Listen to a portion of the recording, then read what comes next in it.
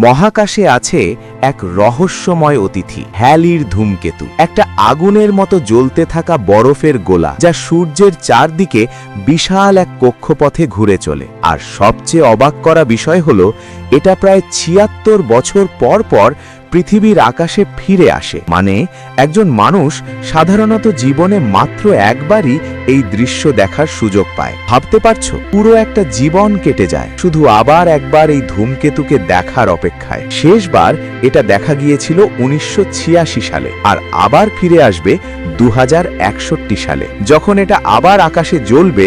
পুরো পৃথিবীর মানুষ থেমে যাবে, চোখ তুলে তাকাবে সেই উজ্জ্বল লেজওয়ালা অতিথির দিকে। কিন্তু প্রশ্ন হলো, তখন তুমি কোথায় থাকবে? তুমি কি আকাশের দিকে তাকিয়ে থাকবে এই বিরল দৃশ্যটা নিজের চোখে দেখার জন্য, নাকি এটা শুধু গল্প হিসেবেই রয়ে যাবে? কারণ মহাবিশ্ব আমাদের জন্য অপেক্ষা করে না, কিন্তু মাঝে মাঝে এমন কিছু উপহার দেয় যা আমরা সারা জীবন মনে রাখি।